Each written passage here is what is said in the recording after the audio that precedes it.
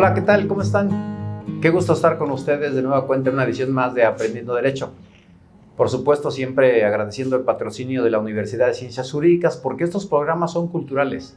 La idea es allegarle a usted el conocimiento y construir una sociedad más culta que nos permita también vivir de la mejor manera y sobre todo, ¿sabe qué? Preventivamente.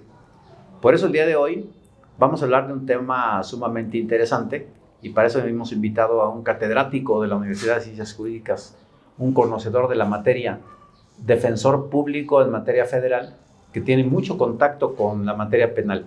Es un honor, por supuesto, recibir en esta ocasión al maestro Alejandro Hernández Urías. Maestro, qué gusto tenerle por acá.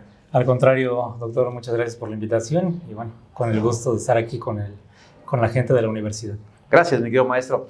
Oiga, maestro, el sistema de justicia oral en materia penal a partir del 2008 empieza a construirse en todo el país y esencialmente se construyen tres autoridades distintas que participan en materia jurídica. Primero el juez de control, que tiene competencia sobre audiencias preliminares.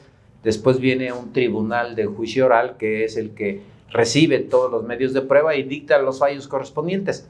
Pero una vez que la sentencia ha quedado firme, viene un juez de ejecución de sanciones. Esto es novedoso, no se encontraba en el sistema tradicional, tiene funciones sumamente importantes y obviamente pues usted por el área que domina tiene mucho contacto con él. ¿Qué podría decirle a nuestro público? El juez de ejecución de sanciones, en realidad, ¿cuál sería la actividad que desarrolla? Ok, sí, el juez de ejecución de sanciones es una figura nueva que se introduce en la reforma constitucional que se hace en el 2008. Sin embargo, propiamente en específico, esa figura toma fuerza con la expedición de la Ley Nacional de Ejecución Penal en el 2016, 8 años después.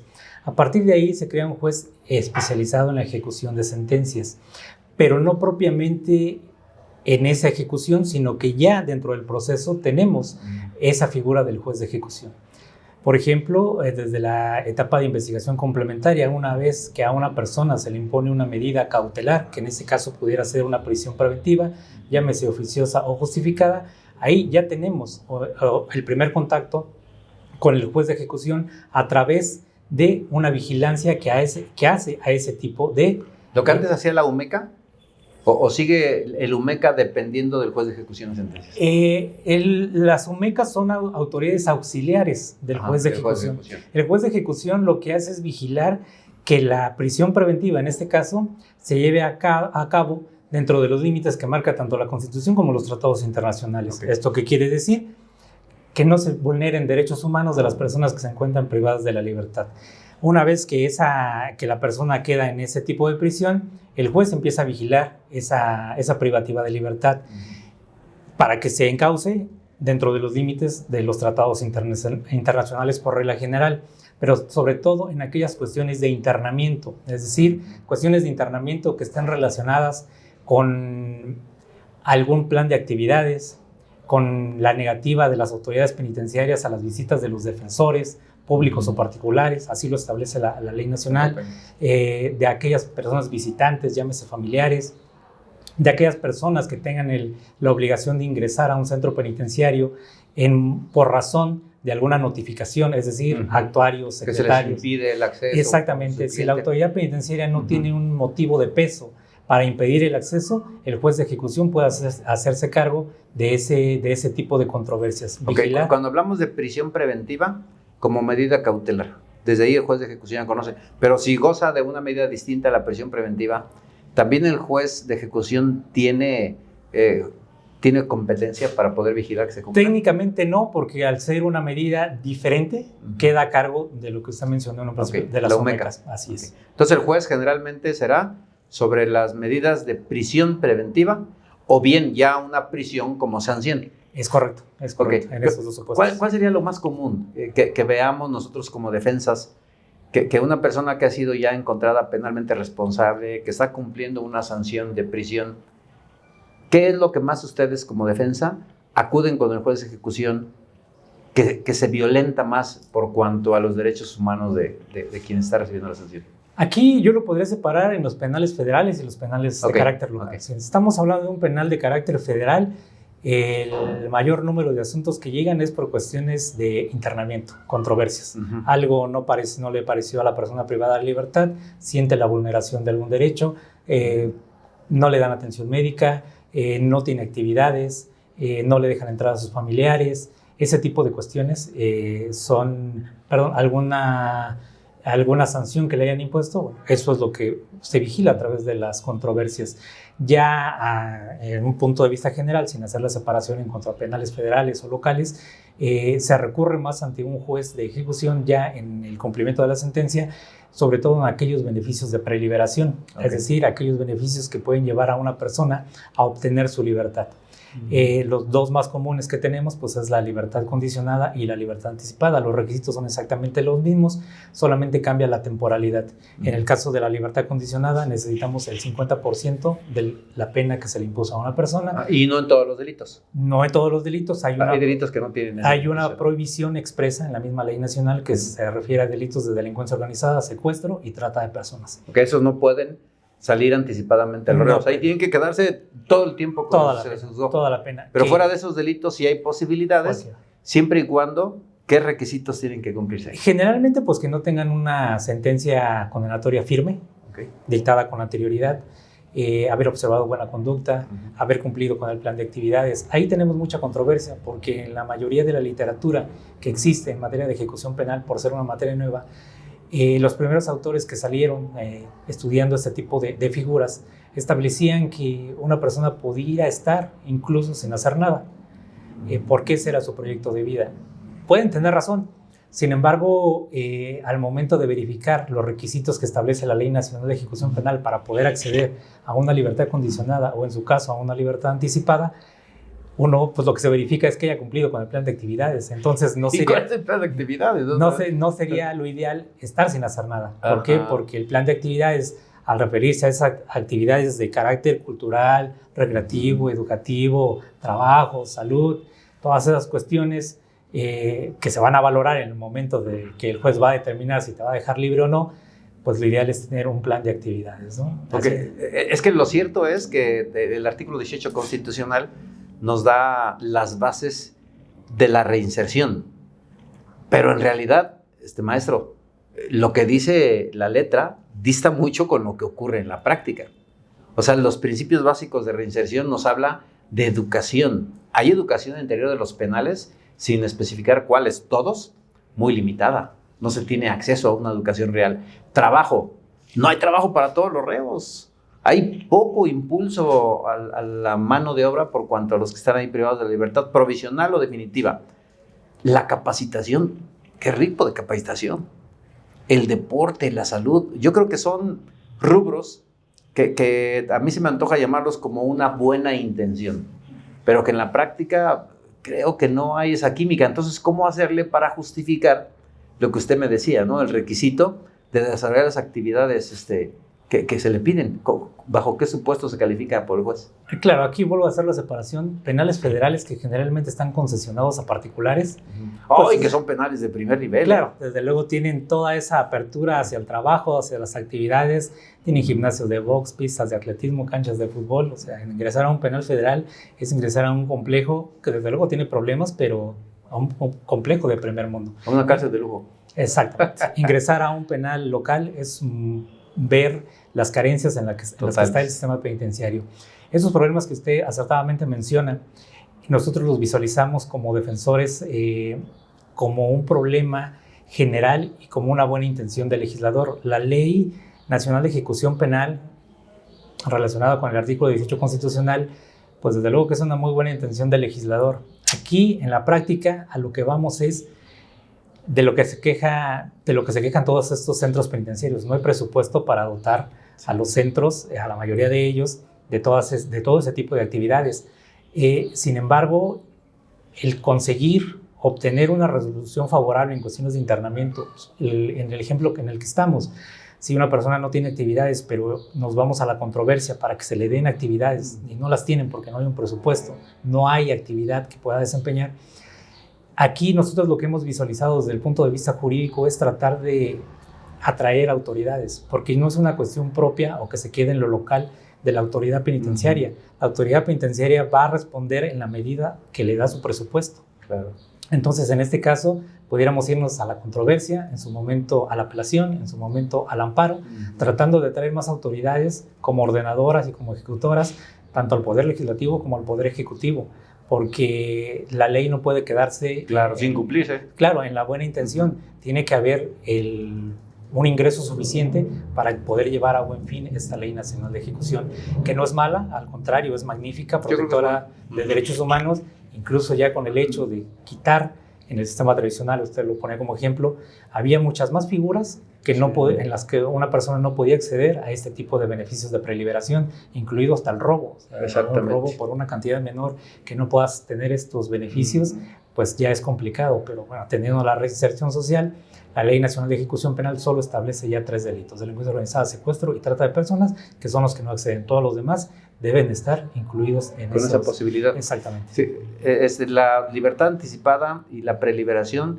son requisitos muy similares, pero la temporalidad distinta. Así es. ¿Qué es lo que se establece en uno y en otro? La libertad condicionada nos establece 50% de compurgación de la pena que se impuso. Y con los requisitos que ya señaló usted. Exactamente. Sí, además, bueno, de esos requisitos, también que no haya un riesgo en la externación de la persona, para la víctima, para el ofendido, para las personas que le pusieron en su contra, o en su caso para la sociedad.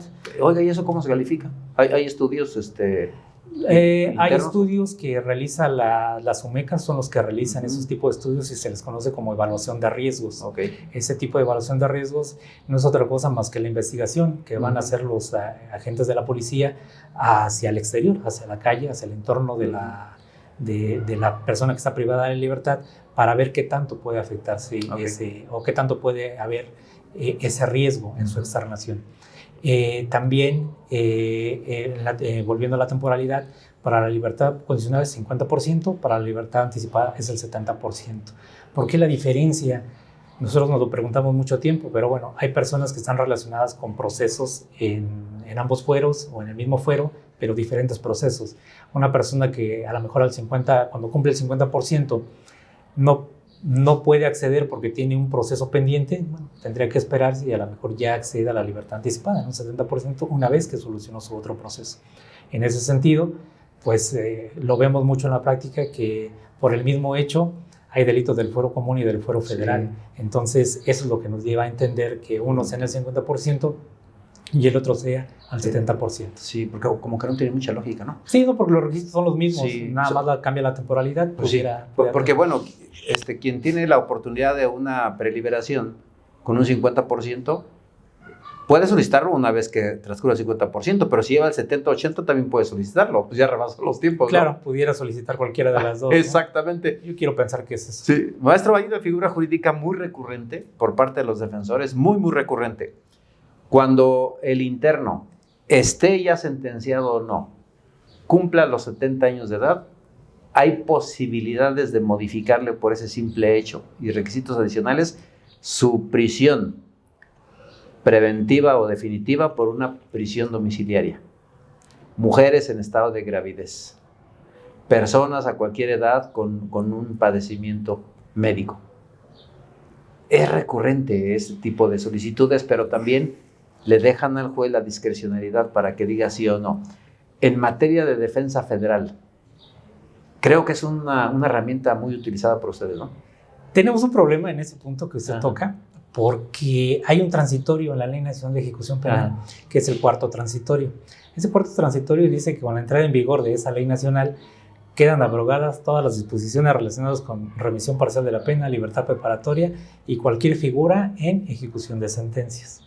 Ahí tenemos un problema porque esa figura, hablando de la primera que usted menciona, de la edad avanzada, queda abrogada con ese transitorio de la ley, que es lo que nosotros conocíamos en los códigos como el confinamiento, es decir, te dejaban que por la edad te fueras a tu casa a cumplir tu pena.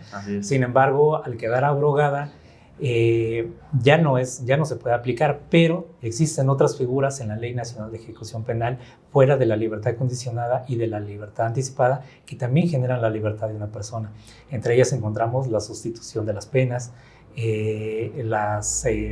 las libertades por motivos de política penitenciaria, la justicia terapéutica, en su caso, que son figuras distintas y que también establecen cierto tipo de requisitos.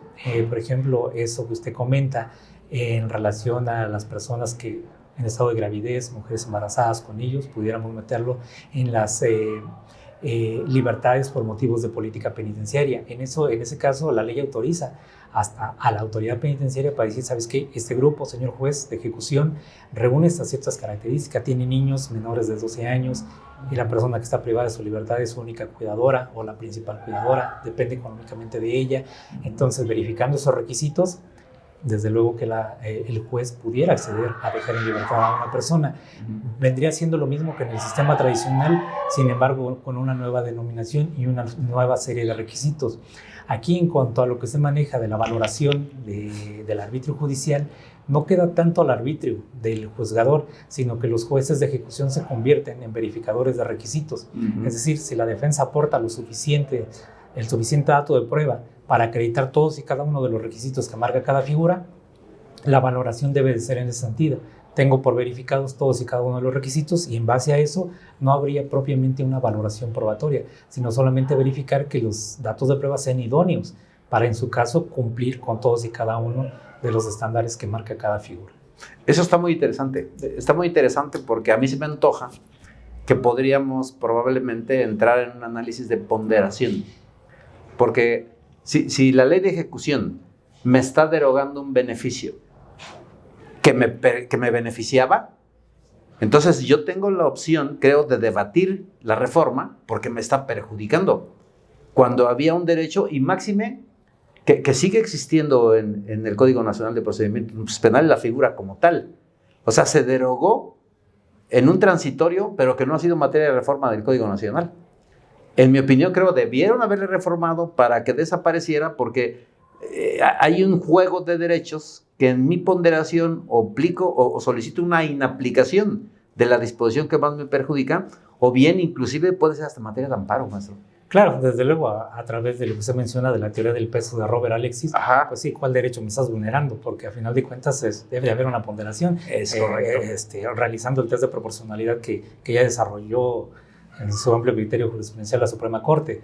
En ese supuesto, desde luego que pudiera haber ahí. Tenemos muchos problemas con ese corte transitorio. Sobre todo, el problema más viable que lo vemos es cuando una persona, el ejemplo claro, una persona es sentenciada en procedimiento abreviado.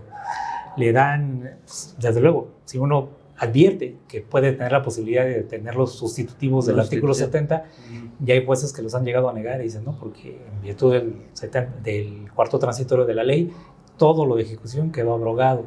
Ya hemos tenido resoluciones favorables en ese sentido, que incluso el argumento es quedó derogado, remisión parcial, libertad preparatoria y confinamiento, porque el confinamiento, bien o mal, está ya en otro tipo de libertad en la ley nacional, pero los sustitutivos de la pena no me los pudieras derogar porque en estricto sentido no son parte de la ejecución de la pena, son una consecuencia de la imposición de la pena. Es derecho sustancial, sí. Exactamente, pero bueno, ya se ha llegado, tuvimos un asunto aquí en el Centro de Justicia, negaron sustitutivos, nos fuimos a la apelación y la apelación la revocaron. Revocó. Se va creando criterio, ¿no? Exactamente. A través del camino. Hay otro tema, maestro, también muy, muy interesante que acontece en los penales.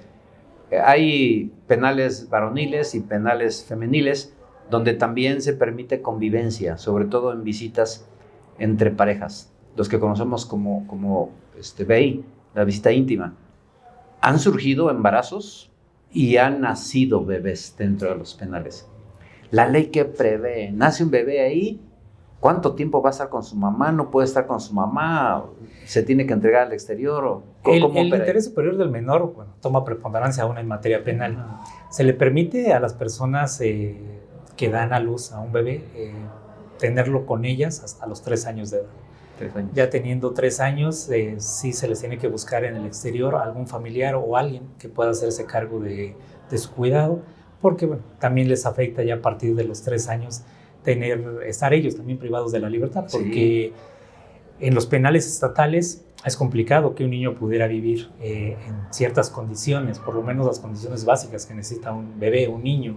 En los penales federales, como usted lo dijo, son cárceles de lujo y la verdad es que tienen hasta Sendy. Sí. Esos Sendys. No, el penal 16 está una maravilla. Ese Sendy, yo cuando vi el Sendy del penal 16, la verdad es que quedé maravillado, porque está mejor que los de afuera. La verdad es que se está cambiando lo que iba a decir, está mucho mejor que los Sendy de afuera, mucho más equipado. Con las instalaciones de primer mundo. No es lo mismo vivir ahí que vivir en el hacinamiento de los penales locales. Pero sí, esa es la temporalidad. A los 3 años tienen que irse. Tienen que irse. Eso ya no es optativo. Tienen que irse y tratar de buscarles un lugar con familiares de ella o de él hacia el exterior. Y ahí lo que se podría buscar es argumentar que la mamá es el único medio de subsistencia que tiene el niño, ver la edad de los niños, hasta los 12 años se podría, hasta antes de los 12 años, para que la persona pudiera salir. Pues el Sendy, ahí los educan, ¿no? Pues el Sendy del 16, de veras que está increíble, tiene un área de jardín, de juegos, de didáctica. Primer mundo. Sí, de primer mundo, de primer mundo. Es difícil considerar que un niño pueda ser arrancado de su madre a los 3 años, pero también la ponderación. Si lo dejamos ahí, ¿cómo va a vivir? ¿Cómo va a asimilar un mundo? Porque tarde que temprano va a tener que salir y enfrentarse con una realidad, ¿no? Es correcto. Sí, es una cuestión complicada, no solo para el niño, para las mismas autoridades, porque al ser una materia nueva, viene lo que se dice, la ponderación, lo que para un juez pudiera ser, para el otro seguramente no. Entonces, como estamos empezando a generar criterio sobre este tipo de beneficios de preliberación, es todavía complicado. Híjole, y es que siempre tener una vida dentro de un penal sí dista mucho con lo que afuera se hace. Las disciplinas, el tipo de alimentación, lo que casi nunca se habla, pero que es real y que usted y yo sabemos, los autogobiernos. Los autogobiernos, hay quien ha escrito, como Vicente Leñeros, que los autogobiernos es un mal necesario, porque es un desfogue. No podemos tener penales donde la ley se aplique de manera estricta, porque es para seres humanos que también tienen sentimientos, que tienen necesidades, y que hay veces que los autogobiernos permiten eso, ¿no? Ubicarlos como seres humanos y no tanto como infractores de la ley penal. Sí, desde luego. Lejos de pensar que un penal puede ser una cárcel de primer mundo y por más bonito que esté, pues yo creo que nadie quiere estar ahí, porque implica la limitación a la libertad y ya eso es grave. Eso genera desde enfermedades hasta cierto tipo de actividades que incluso pudieran ser contrarias a la ley, que es lo que usted comenta. En los autogobiernos, pues sí, generalmente en penales de menor seguridad, esos penales están pues más propensos a ese tipo de actividades y es mucho más común. Es un problema que no se ha logrado erradicar, pero se supone que con toda esta reforma que se hizo y la entrada en vigor del sistema acusatorio, lo que se pretende es que ese autogobierno quede sustituido por todas esas actividades que están ofreciendo y que no es ocurrencia del legislador mexicano, sino que fue tomado de diversos tratados internacionales y de diversos instrumentos de carácter internacional que son casuísticos, y no solamente es la Corte Interamericana, a través de sus diversas sentencias, son las reglas Mandela, convenciones, protocolos, y ya incluso pues ya a nivel nacional pues la jurisprudencia de la Corte. Sí, tenemos ya mucho marco jurídico internacional que debe regular la vida en las cárceles. Sin embargo, maestro, también cada año la Comisión Nacional de Derechos Humanos califica los penales de todo el país. Nadie pasa la prueba, todos salen por debajo de 6. Sí. Y eso obviamente nos lleva a considerar que los gobiernos no le asignan el presupuesto necesario e indispensable para lograr los objetivos establecidos en la ley y a los que nosotros nos obligamos en tratados internacionales. ¿Se considerará los penales como una inversión innecesaria? Porque ahí están quienes infringieron la ley penal. Yo como víctima no puedo concebir de que quien violó mis derechos con un secuestro, asesinó a un familiar mío, me robó, todavía tengo una vida digna al interior. Insisto, no lo estamos viendo nosotros de manera objetiva, tratando de equilibrar derechos de uno de otro, sino yo como víctima tengo un rechazo mayúsculo. Yo no sé si eso sea una limitante como para que los gobiernos consideren que el reo realmente no debe de gozar de todos los derechos que debería. como se dice en los tratados? Son posturas y todas son válidas. Usted lo dice, en el caso de las personas que son víctimas de un secuestro, no le podemos pedir gran cosa más que tener comprensión a esa situación, que es una situación grave. En ese caso, mucho se ha dicho, ya hay muchas personas han escrito sobre estos temas. Incluso un juez en retiro de la Corte Interamericana, el juez Candado Trincade, de origen brasileño, emitió un voto particular en un asunto que ellos resolvieron cuando él estaba de juez en la Corte Interamericana, y él decía que una persona, ya por el simple hecho de haber delinquido, perdía todos sus derechos, y que esa persona estaba consciente de que incurrir en tal conducta delictiva le iba a significar pérdida de derechos. Sin embargo, él en ese mismo voto dice: esa es mi opinión, pero no puedo dejar de observar lo que dice Kant, en el imperativo kantiano. A la persona privada de la libertad no la tienes que ver como un medio para que el Estado pueda realizar sus actividades, la tienes que ver como un fin.